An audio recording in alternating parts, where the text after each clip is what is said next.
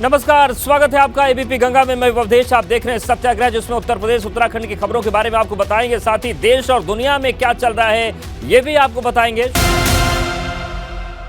नेताजी के सम्मान पर सियासी घमासान थमता नजर नहीं आ रहा। सपा की ओर से भारत रत्न की मांग पर अब भाजपा ने उन्हें पुराने दिनों की याद दिलाई। दिवंगत नेता मुलायम सिंह यादव को पद्म विभूषण सम्मान दिए जाने के ऐलान के बाद गुरुवार को सांसद डिंपल यादव और शिवपाल यादव ने नेताजी को भारत रत्न से नवाजे जाने की मांग उठाई। विवादित बयानों से चर्चा में आए स्वामी प्रसाद मौर्य ने पद्म विभूषण सम्मान को उपहास तक कह दिया। अब भाजपा नेताओं ने सपा नेताओं की मांग पर पलटवार किया है। डिप्टी सीएम केशव प्रसाद मौर्य ने सपा पर सवाल उठाते हुए पूछा कि सपा के समर्थन में केंद्र में 10 साल सरकार रही, तब उन्होंने नेताजी को कोई सम्मान क्यों नहीं दिया। अब जैसे श्री मुलायम सिंह यादव जी को पद्म विभूषण का सम्मान मिला, स्वागत करने की जगह जो बयानबाजी कर रहे हैं उनसे मैं पूछना चाहता हूँ, डॉक्टर राम मनोहर लोहिया जी जैसे जिन्हें समाजवादी मानते हैं, इनके समर्थन से केंद्र में 10 वर्ष सरकार चली, कोई सम्मान इन्होंने उनको दिलवाया है? इधर योगी सरकार में मंत्री जयवीर सिंह ने सम्मान पर सवाल उठाने वालों पर पलटवार करते हुए पूछा है कि अगर सपा होती तो क्या किसी भाजपा के लोगों को सम्मान देती। आदरणीय कल्याण सिंह बहुत बड़े नेता थे। उनका जब देहावसान हुआ था तो अखिलेश यादव जी बगल में घर पे उपस्थित रहते हुए भी एक फूल अर्पित करने उनके डेड बॉडी पे नहीं गए थे, न कभी उन्होंने शोक संवेदना प्रकट की। जाहिर है सम्मान पर छिड़ा घमासान पिछली सरकारों के सियासी खाता बही तक पहुंचता दिखाई दे रहा है। शनिवार को इस साल की सबसे बड़ी बैठक सीएम योगी करने जा रहे हैं। कैबिनेट की बैठक में अहम मुद्दों पर मुहर तो लगेगी ही, साथ ही मंत्रिपरिषद की मीटिंग भी अहम मानी जा रही है। शनिवार को योगी कैबिनेट की अहम बैठक होने जा रही है। उम्मीद लगाई जा रही है कि सरकार इस बैठक में बड़े फैसले ले सकती है। औद्योगिक विकास समेत कई विभागों से जुड़े प्रस्ताव इस बैठक में पास हो सकते हैं। योगी कैबिनेट की बैठक शाम 4 बजे के करीब होगी। कि औद्योगिक विकास, नगर विकास समेत कई विभागों से जुड़े महत्वपूर्ण प्रस्ताव जो है वो इस बैठक में रखे जा सकते हैं। कैबिनेट की बैठक के तुरंत बाद मंत्रिपरिषद की बैठक भी मुख्यमंत्री योगी ने बुलाई। माना जा रहा है कि बीजेपी की राष्ट्रीय कार्य समिति और प्रदेश कार्य समिति में जिन मुद्दों पर चर्चा हुई उसे लेकर मुख्यमंत्री बातचीत कर सकते हैं। नए साल में इतनी बड़ी बैठक मुख्यमंत्री ने पहली बार अपने आवास पर बुलाई है। तकरीबन 4 घंटे तक ये बैठक मुख्यमंत्री आवास पर होगी। 2024 को लेकर भी रणनीतियों पर मंथन हो सकता है। सरकार की योजनाओं का कैसे प्रचार प्रसार करना है, इन मुद्दों पर भी चर्चा हो सकती है। जाहिर है प्रदेश के विकास के साथ साथ सीएम योगी की नजर 2024 के लिए तय मिशन 80 पर भी है।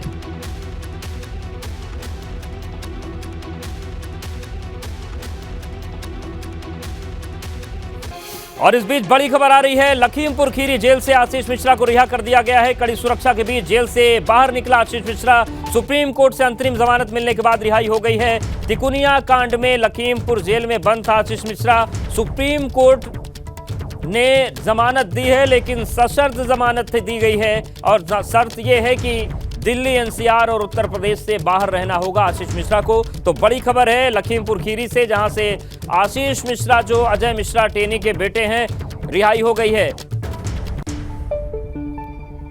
और हमारे सहयोगी नवीन हमारे साथ जुड़ गए हैं। नवीन, रिहाई कब हुई और जो शर्त थी वो क्या तुरंत से लागू है या आशीष को कुछ मौका मिलेगा दिल्ली, एनसीआर और यूपी छोड़ने के लिए? जी बिल्कुल, बता दें अभी लगभग 6-7 मिनट पहले जो है आशीष मिश्रा की जिला जेल कारागार लखीमपुर खीरी से रिहाई हुई है और सीधे अपने वहां से निकलकर सीधे अपने घर सैकड़ा पोथी के घर में पहुंच गए हैं और ये काफी अरसे से उनके इंतजार था। वहीं अगर आपको बता दें कि सुप्रीम कोर्ट ने बुधवार को सशर्त जमानत पर उनको रिहा करने की बात कही थी और आज जो है उनको जिला जेल से रिहा किया गया है। सुप्रीम कोर्ट ने ये भी कहा है कि लगभग 1 सप्ताह के अंदर के बाद जो है वह उत्तर प्रदेश और दिल्ली में नहीं रहेंगे। ये शर्तों के साथ में कुछ और अन्य शर्तों के साथ में उनको जमानत दी गई है। फिलहाल उनके घर पर खुशी का माहौल है और वहां अंदर वो पहुंच चुके हैं। जिला जेल से जो मुख्य दरवाजा है, मेन गेट है, उससे हट के पीछे वाले, जैसे कि पिछली बार भी पीछे वाले गेट से गए थे तो इस बार भी पीछे वाले गेट से ही वो दोबारा निकल गए। यानी कि कुल मिलाकर ये कोशिश है कि मीडिया के सवालों से बचा जाए, लोगों के सामने आने से बचा जाए और वो सीधे अपने घर के लिए रवाना हो गए। जी बिल्कुल बिल्कुल, साफ तस्वीरों में भी देखा जा सकता है कि किस तरीके से पीछे वाले गेट से निकले हैं कि मीडिया से मुखातिब न हो पाए, मीडिया के कैमरों से न आ पाए, लेकिन वो कुछ पीछे से वीडियो जो है अन्य लोगों ने बना दी है, जिससे वीडियो कुछ मिल गए हैं, लेकिन उनका पूरा प्रयास था कि गृह राज्य मंत्री के बेटे आशीष मिश्रा का किसी तरीके से मीडिया के कैमरे से बचा जाए। फिलहाल लगभग 10 मिनट होने वाले हैं, 10 मिनट पहले उनकी रिहाई हो चुकी है जिला कारागार लखीमपुर खीरी। बिल्कुल नवीन, और ये बताइए कि जो रिहाई है बड़े लंबे समय से इंतजार था, क्योंकि एक बार जमानत मिली थी लेकिन उसको रद्द कर दिया था कोर्ट ने। कौन कौन जेल लेने पहुंचा था, क्या ये जानकारी कुछ आ पा रही है? हाँ, कुछ परिजन उनके आए हुए थे कारागार लेने के लिए और पीछे वाले दरवाजे से उनको लेके चले गए हैं। आपको बता दें ये पूरे 408 दिन के बाद आज 408वें दिन जो है उनको रिहाई की गई है पूरा मजबूती के साथ। बिल्कुल। तो इस बीच एक बड़ी खबर आ रही है, नवीन हमारे साथ बने हैं। लखीमपुर खीरी जेल से आशीष मिश्रा को रिहा कर दिया गया है और कड़ी सुरक्षा के बीच जेल से बाहर आशीष मिश्रा को निकाला गया और जेल का जो पिछला रास्ता है वहां से निकालकर सीधे आशीष मिश्रा को घर ले जाया गया है। सुप्रीम कोर्ट से अंतरिम जमानत मिलने के बाद रिहाई हुई, लेकिन ये सशर्त जमानत है। लखीमपुर खीरी का जो तिकुनिया कांड था उस मामले में आरोपी आशीष मिश्रा है और शर्त यह है कि दिल्ली, एनसीआर और यूपी से बाहर रहना होगा। नवीन, ये बताइए कि सुरक्षा व्यवस्था बहुत कड़ी की गई थी, चाक चौबंद की गई थी पूरे शहर में, किस तरीके का अंदेशा था? रिहाई को लेकर इतनी सुरक्षा क्यों थी? तो नवीन से संपर्क करेंगे, लेकिन आपको बता दें कि तिकुनिया कांड मामले में केंद्रीय गृह राज्य मंत्री अजय मिश्रा टेनी का बेटा आशीष मिश्रा जेल से रिहा कर दिया गया है और अभी जो जानकारी मिल रही है कि जेल से रिहा होने के बाद वो सीधे अपने घर पहुंचा है, लेकिन सशर्त जमानत है। ऐसे में शर्तें भी हैं, उनका पालन भी आगे करना होगा। लेकिन बड़ी खबर यह है कि लखीमपुर खीरी जेल से आशीष मिश्रा को रिहा कर दिया गया है। लगभग 10 से 12 मिनट पहले ये रिहाई हुई है, ऑर्डर पहुंच गए थे वक्त से और कड़ी सुरक्षा के बीच जेल से आशीष मिश्रा को निकाला गया और अब आशीष मिश्रा को घर कुछ जो परिजन लेने आए थे वो लेकर चले गए हैं। तो रिहाई हो गई है तिकुनिया कांड में। हालांकि तरह तरह की विरोध इसमें हुए कि जमानत न दी जाए, लेकिन शर्त के साथ अंतरिम जमानत दी गई है। लखीमपुर खीरी के तिकुनिया कांड मामले में बड़ी खबर आ रही है, बड़ा अपडेट है और बड़ा अपडेट ये है कि आशीष मिश्रा को जेल से रिहा कर दिया गया है क्योंकि सुप्रीम कोर्ट से अंतरिम जमानत मिली थी। कड़ी सुरक्षा के बीच जेल से बाहर निकाला गया है आशीष मिश्रा को। सुप्रीम कोर्ट से अंतरिम जमानत मिलने के बाद ये रिहाई की गई है। थोड़ी देर पहले यानी कि लगभग 13 मिनट पहले आशीष मिश्रा को जेल से रिहा किया गया है लखीमपुर के और कुछ परिजन आए थे जिनके साथ आशीष मिश्रा को भेजा गया घर। तो जेल का जो मुख्य दरवाजा था उसके बजाय पिछले दरवाजे से ये रिहाई हुई है और इसकी कोशिश यही थी कि मीडिया के कैमरों में ना आना पड़े, सवालों का जवाब ना देना पड़े। सुरक्षा कारण भी हो सकते हैं, लेकिन अपडेट इस वक्त यही है कि तिकुनिया कांड मामले में आरोपी आशीष मिश्रा को जेल से फिलहाल अंतरिम जमानत पर राहत मिल गई है, जेल से रिहा कर दिया गया है और कड़ी सुरक्षा के बीच जेल से आशीष मिश्रा को बाहर निकाला गया है और घर पहुंचाया गया है। तो लखीमपुर खीरी जेल में 407 दिन से आशीष मिश्रा बंद था, आज 408वां दिन था और ये देखिए तस्वीर आ गई है, जो जेल का पिछला हिस्सा है वहां से निकाला गया है और यही वो कार है जिसमें आशीष मिश्रा को घर ले जाया गया है। तो देखिए पूरी इसमें ये बढ़ती जा रही थी गोपनीयता। देखिए जैसे ही मीडिया के कैमरे पहुंचे एक तौलिए से कार के शीशों को भी ढक दिया गया। तो ये एबीपी गंगा पर सबसे पहले और एक्सक्लूसिव तस्वीरें आप देख रहे हैं, यही वो कार है जिससे आशीष मिश्रा को उनके परिजन घर लेकर गए और लखीमपुर खीरी जेल से आशीष मिश्रा को रिहा कर दिया गया है। और चलिए अब देखते हैं उत्तराखंड का घड़ी घड़ी घमासान। जोशीमठ आपदा के पीड़ितों में नाराजगी बढ़ती जा रही है और अब लोगों ने एनटीपीसी के खिलाफ मोर्चा खोल दिया है। हजारों की संख्या में लोगों ने सड़क पर उतरकर एनटीपीसी के खिलाफ प्रदर्शन करते हुए जुलूस निकाला और जोशीमठ बचाओ संघर्ष समिति के बैनर तले पुनर्वास को लेकर स्पष्ट नीति बनाने की मांग की। सरकार को मुआवजा देना चाहिए, जोशीमठ खतरे में है। हम लोग द्वारा काफ़ी टाइम से जोशीमठ संघर्ष समिति द्वारा शासन प्रशासन को ज्ञापन भेजे जा रहे हैं, हम लोग के द्वारा आंदोलन मार्च चलाए जा रहे हैं। जोशीमठ में लोगों की नाराजगी और प्रदर्शन के बीच गूंज राजधानी देहरादून तक पहुंच गई, जहां सीएम धामी ने सचिवालय में अधिकारियों से हालात पर चर्चा की और उच्चाधिकारियों से अपडेट लिया, तो वहीं अब विपक्ष ने सरकार पर सवाल दागने शुरू कर दिए। जोशीमठ के मामले में सबसे दुर्भाग्यपूर्ण बात यह है, केंद्र सरकार ने भी आंखें फेरी हुई हैं, राज्य की सरकार ने भी आंखें मूंदी हुई हैं और इन दोनों सरकारों का काम केवल एनटीपीसी को बचाने का है, उसको बचाने में लगे हैं। विपक्ष के सवालों पर सत्ता पक्ष प्रभावित लोगों की मदद का दावा कर रही है, साथ ही जांच रिपोर्ट के बाद फैसला लेने की बात कही है। उनकी रिपोर्ट आएगी, वैसे तब निर्णय किया जाएगा कि करना क्या। उत्तराखंड के मुख्यमंत्री पुष्कर सिंह धामी ने चारधाम यात्रा की तैयारियों पर बड़ा बयान दिया। चारधाम यात्रा पर खड़ी हो रही आशंकाओं को समाप्त करते हुए मुख्यमंत्री ने कहा है कि पिछले साल यात्रियों की संख्या को ध्यान में रखते हुए हमने अभी से तैयारियां शुरू कर दी हैं। बाबा बद्री विशाल की कृपा से चूंकि 100 दिनों का कालखंड बीच में रह गया है, तो इस बार भी यात्रा हमारी रिकॉर्ड तोड़ होगी। चारधाम यात्रा 22 अप्रैल से शुरू हो रही है। बसंत पंचमी के शुभ अवसर पर आयोजित धार्मिक समारोह में पंचांग गणना के बाद विधि विधान से कपाट खुलने की तिथि की गई। गंगोत्री और यमुनोत्री के कपाट 22 अप्रैल को खुलेंगे। केदारनाथ मंदिर के कपाट 26 अप्रैल को और बद्रीनाथ धाम के मंदिर कपाट 27 अप्रैल को खुलेंगे। नवंबर महीने में चारों धाम के कपाट बंद कर दिए गए थे। साल 2022 में चारधाम यात्रा में नया रिकॉर्ड बना था। कोरोना वायरस के प्रकोप की वजह से यात्रा 2 साल बाद हुई। तब 2022 में पहली बार चारों धाम में करीब 46 लाख से अधिक तीर्थयात्रियों ने दर्शन किए थे और यात्रा के दौरान करीब 211 करोड़ का कारोबार हुआ। जोशीमठ संकट के बाद यात्रा शुरू होने को लेकर तमाम कयास लगाए जा रहे थे, जिसके बाद सीएम धामी ने बयान जारी कर यात्रा होने की बात कही थी। हालांकि तब भी उन्होंने चारधाम यात्रा की तैयारियां पूरी जोर शोर से चलने की बात कही थी। रामचरितमानस को लेकर विवादित बयान देने वाले स्वामी प्रसाद मौर्य अपने बयान पर कायम है। अब उन्होंने एक नया ट्वीट किया है जिसमें शब्दों की मर्यादा आतंकवाद और जल्लाद तक पहुंच गई। सपा नेता स्वामी प्रसाद मौर्य ने इस बार अपना विवादित बयान साधु संतों को लेकर दिया है। अपने नए ट्वीट में स्वामी प्रसाद मौर्य ने लिखा, अभी हाल में मेरे दिए गए बयान पर कुछ धर्म के ठेकेदारों ने मेरी जीभ काटने एवं सिर काटने वालों को इनाम घोषित किया है। अगर यही बात कोई और कहता तो यही ठेकेदार उसे आतंकवादी कहते, किंतु अब इन संतों, महंतों, धर्माचार्यों व जाति विशेष के लोगों को क्या कहा जाए, आतंकवादी, महाशैतान या जल्लाद। रामचरितमानस और साधु संतों को लेकर स्वामी प्रसाद मौर्य के विवादित बयानों पर संत समाज ने भी कड़ी प्रतिक्रिया जाहिर की है। ज्यादा बोलने वाला पागल होता है तो ये पागल हो जाएगा, और जैसे पागल कुत्ता सड़कों पर घूमते हैं और डंडा खाते हैं, उसी प्रकार से स्वामी प्रसाद मौर्य कुछ दिनों में पागल हो जाएगा। दरअसल स्वामी प्रसाद मौर्य ने रामचरितमानस की कुछ चौपाइयों का जिक्र करते हुए उन्हें हटाने की मांग की थी और कहा था कि इन चौपाइयों से दलितों का अपमान होता है, इसलिए उन्हें बैन कर देना चाहिए। रामचरितमानस पर विवादित बयान देने वाले स्वामी प्रसाद मौर्य अपने स्टैंड पर कायम है। पिता के समर्थन में अब बेटी भी उतर चुकी है, लेकिन जिस पर सबकी निगाहें हैं यानी कि अखिलेश खामोश है। रामचरितमानस पर विवादित बयान देकर स्वामी प्रसाद मौर्य पूरी तरह से घिर चुके हैं। भाजपा स्वामी प्रसाद मौर्य और समाजवादी पार्टी दोनों पर हमलावर है।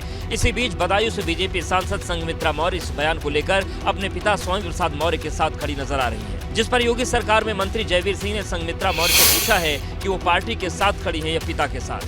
पार्टी के साथ खड़ी है या पिता के साथ खड़ी है, निर्णय लेना पड़ेगा। साल भर बचा है चुनाव का, उन्हें तय करना पड़ेगा कि वो किसके साथ खड़ी है। दरअसल बीजेपी सांसद और स्वामी प्रसाद मौर्य की बेटी संघमित्रा मौर्य ने कहा कि उनके पिता ने रामचरितमानस की चौपाइयों को लेकर जो कहा है उस पर बहस नहीं बल्कि विश्लेषण होना चाहिए। उन्होंने कहा कि उसके पीछे पुख्ता तर्क है।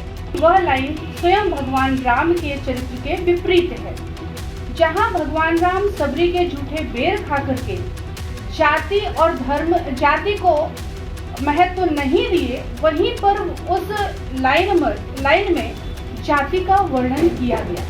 जाहिर है विवादित बयान पर घिरे पिता के समर्थन में बेटी संघमित्रा उतर चुकी हैं, जिस पर सवाल भी उठ रहे हैं। लेकिन इन सब के बीच सपा प्रमुख अखिलेश यादव ने पूरी तरह से चुप्पी साध रखी है। शुक्रवार को अलीगढ़ मुस्लिम विश्वविद्यालय में गणतंत्र दिवस कार्यक्रम के दौरान धार्मिक नारे लगे थे और इसके बाद एआईयू में धार्मिक नारेबाजी का मुद्दा गर्मा गया। विश्वविद्यालय के प्रॉक्टर ने जांच बैठा दी। अलीगढ़ मुस्लिम विश्वविद्यालय में धार्मिक नारा लगाने वाले इस युवक की पहचान कर ली गई है। कार्यक्रम में नारे क्यों और किसके इशारे पर लगाए गए, इसकी जांच के लिए विश्वविद्यालय प्रशासन ने 3 सदस्यीय इंक्वायरी कमेटी गठित कर दी है, जो पूरे मामले की जांच करेगी। फिलहाल नारा लगाने वाले छात्र को निलंबित कर दिया गया है। उसका नाम वहीदुज्जमा है, BA फर्स्ट ईयर का लड़का है और आफ्ताब हाल उसको अलॉटेड है। रहने वाला लड़का मालदा वेस्ट बंगाल का रहने वाला है और जैसे ही वो आइडेंटिफाई हुआ है लड़का, उसके खिलाफ यूनिवर्सिटी के रूल के हिसाब से एक्शन ले लिया गया है। गणतंत्र दिवस के कार्यक्रम में धार्मिक नारेबाजी लगने पर बीजेपी के प्रदेश अध्यक्ष भूपेंद्र चौधरी ने पूरे मामले की जांच कर कार्रवाई की मांग की है। करने वाले लोगों को और गणतंत्र दिवस जैसे हमारे राष्ट्रीय महत्व के पर्व पर अगर इस तरह के नारे लोग लगाते हैं तो निश्चित रूप से सरकार को, प्रशासन को उसमें जांच करके कार्रवाई करनी चाहिए। दरअसल एमयू में गुरुवार की सुबह गणतंत्र दिवस पर झंडोत्तोलन कार्यक्रम के खत्म होते ही धार्मिक नारे लगे थे, जिसका वीडियो सोशल मीडिया पर वायरल है। नारेबाजी करने वाले छात्रों में एनसीसी के कैडेट भी दिखे थे। उन्नाव रेप केस में सजा काट रहे कुलदीप सिंह सेंगर को बड़ा झटका लगा। दिल्ली में हाईकोर्ट ने जमानत शर्तों में बदलाव कर दिया। पीड़िता की तरफ से सेंगर की अंतरिम जमानत का विरोध किए जाने के बाद दिल्ली हाईकोर्ट ने बड़ा फैसला लिया है और अब अंतरिम जमानत को 2 हिस्सों में बांटते हुए सिर्फ कार्यक्रम के दौरान ही जमानत पर रहने के निर्देश दिए हैं। यानी सेंगर अब सिर्फ शादी और तिलक के कार्यक्रम के लिए ही जेल से बाहर रह सकेंगे। हाईकोर्ट की तरफ से अंतरिम जमानत की शर्तों में बदलाव हुआ। अब जमानत 2 हिस्सों में बांटी गई है। आज जेल से छूटे सेंगर को अब 30 जनवरी को सरेंडर करना होगा। इसके बाद 6 फरवरी को जेल से रिहाई होगी और 10 फरवरी तक अंतरिम जमानत पर बाहर रह सकेगा। जबकि पहले कुलदीप सेंगर को 27 जनवरी से 10 फरवरी तक की जमानत मिली थी। दरअसल बेटी की शादी को लेकर कुलदीप सिंह सेंगर को अंतरिम जमानत मिली थी, लेकिन 15 दिन की जमानत को लेकर पीड़िता के विरोध करने पर हाईकोर्ट ने संशोधन किया है, क्योंकि पीड़िता ने सेंगर के बाहर रहने पर अपने परिवार और केस से जुड़े गवाहों को जान का खतरा बताया था, जिसके बाद सुरक्षा के खतरों को देखते हुए हाईकोर्ट ने अहम बदलाव लिया है। आपको बता दें कि पूर्व विधायक कुलदीप सिंह सेंगर पर साल 2017 में पीड़िता का अपहरण कर दुष्कर्म का आरोप है और अब सुप्रीम कोर्ट के आदेश पर केस यूपी की जगह दिल्ली में चल रहा है। त्रिपुरा में होने वाले विधानसभा चुनाव के टिकटों को अंतिम रूप देने के लिए प्रधानमंत्री नरेंद्र मोदी ने भाजपा की केंद्रीय चुनाव समिति के साथ बैठक की। दिल्ली में स्थित भाजपा के केंद्रीय कार्यालय में भाजपा अध्यक्ष जेपी नड्डा ने प्रधानमंत्री का स्वागत किया। प्रधानमंत्री के अलावा गृह मंत्री अमित शाह, रक्षा मंत्री राजनाथ सिंह, भाजपा अध्यक्ष जेपी नड्डा, यूपी भाजपा अध्यक्ष भूपेंद्र यादव और राष्ट्रीय अल्पसंख्यक आयोग के चेयरमैन इकबाल सिंह लालपुरा ने बंद कमरे में बैठक की। मीटिंग में त्रिपुरा, मेघालय और नागालैंड के विधानसभा चुनाव के लिए भारतीय जनता पार्टी के उम्मीदवारों पर चर्चा की। त्रिपुरा, नागालैंड तथा मेघालय में 27 फरवरी को विधानसभा चुनाव होंगे। भाजपा की केंद्रीय चुनाव समिति की बैठक से एक दिन पहले गुरुवार को भाजपा राष्ट्रीय अध्यक्ष जेपी नड्डा और गृह मंत्री अमित शाह ने नॉर्थ ईस्ट प्रदेशों के संयोजक संबित पात्रा, त्रिपुरा के चुनाव प्रभारी महेश शर्मा, मुख्यमंत्री मणिक साहा, त्रिपुरा प्रदेश भाजपा अध्यक्ष राजीव भट्टाचार्य, पूर्व मुख्यमंत्री विप्लव देव सहित त्रिपुरा कोर ग्रुप के नेताओं के साथ मैराथन बैठक कर राज्य के चुनावी हालात और एक-एक सीट के समीकरण और उम्मीदवारों के नाम की चर्चा की। शामली में छात्रों के 2 गुटों में जमकर मारपीट का वीडियो सोशल मीडिया पर वायरल। 20 सड़क पर छात्र गुटों में हुए झगड़े से दहशत। बदायूं मीटर रीडर ने बिजली घर में घुसकर लाइनमैन को लात घूंसों से जमकर पीटा। पिटाई का वीडियो सोशल मीडिया पर वायरल। वीडियो वायरल होने के बाद मीटर रीडर के खिलाफ FIR दर्ज। ग्रेटर नोएडा में होटल मालिकों के बीच मारपीट। बीच रोड पर जमकर मारपीट हुई। मारपीट करते हुए CCTV में कैद हुई तस्वीरें।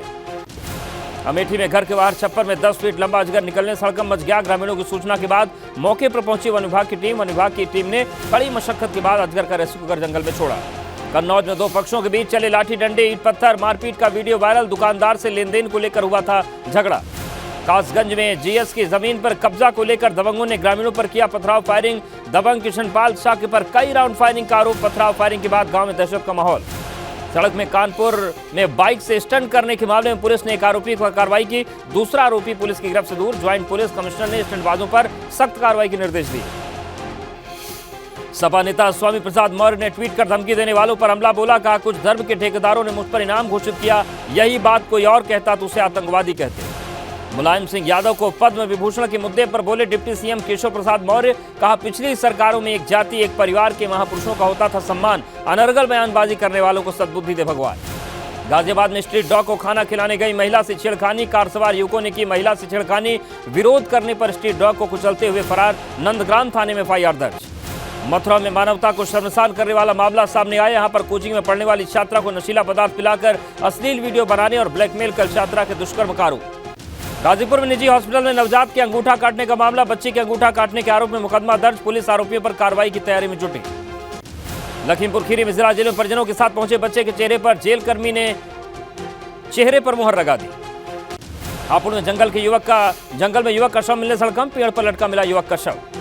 शामली में गंदे नाले में युवक का शव मिलने से सनसनी। ग्रामीणों ने पुलिस को घटना की जानकारी दी। पीलीभीत में किसान का शव पेड़ से लटका मिला। सूचना मिलने पर मृतक के परिजनों में मचा कोहराम। बुलंदशहर में महिला BDC सदस्य का कमरे में शव मिलने से सनसनी। सिर पर हथियार से वार कर हत्या की आशंका। पुलिस ने शव कब्जे में लेकर मामले की जांच शुरू की। वाराणसी में चोरों ने मंदिर में हाथ साफ किया। मंदिर के सभी दान पेटिका का ताला तोड़कर चोरी की। अमरोहा में पठान मूवी देखने के दौरान मारपीट का मामला। पुलिस ने मारपीट करने वाले 2 आरोपियों को गिरफ्तार कर लिया। रुड़की के पिरान कलियर दरगाह पर किए गए अवैध कब्जे को कराया गया मुक्त। उत्तराखंड वक्फ बोर्ड के CEO के निरीक्षण के बाद तहसीलदार के नेतृत्व में टीम बनाई गई थी।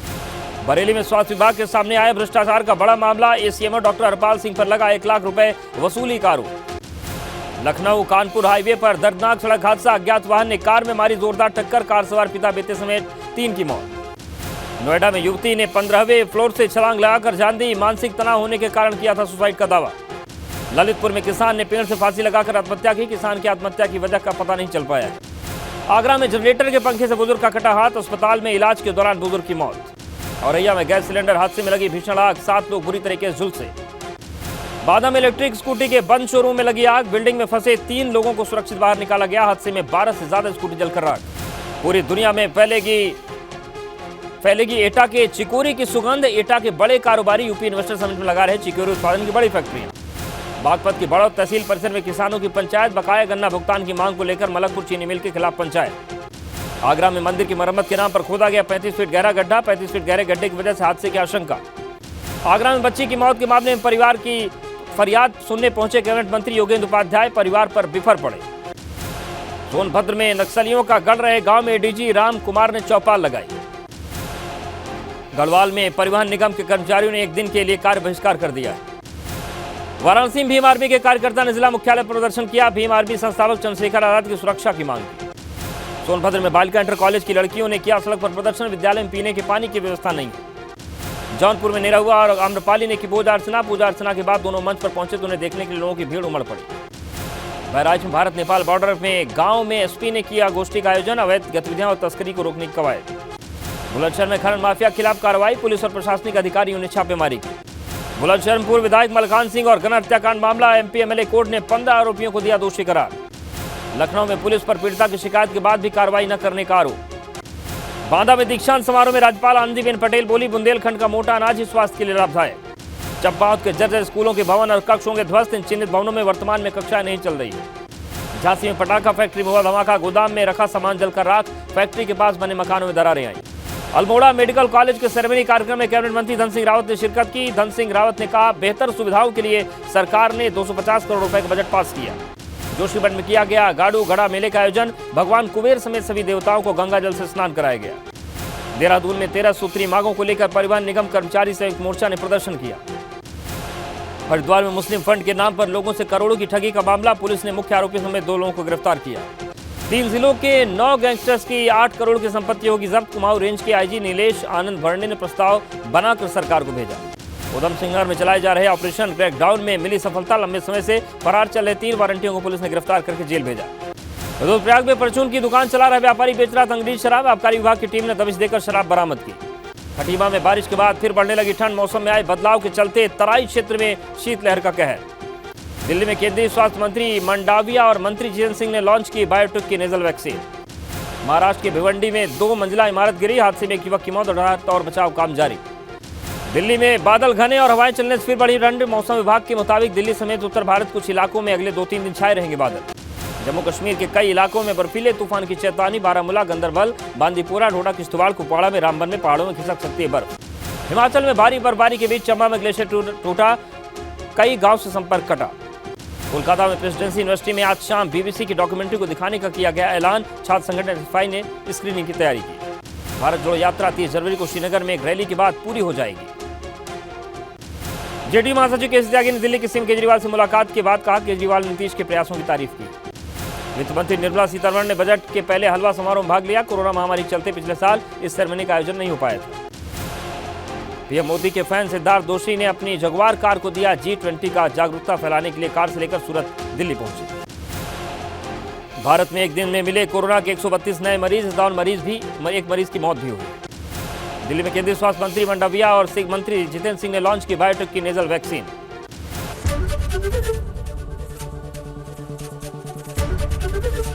एबीपी गंगा, खबर आपकी, जुबान आपकी।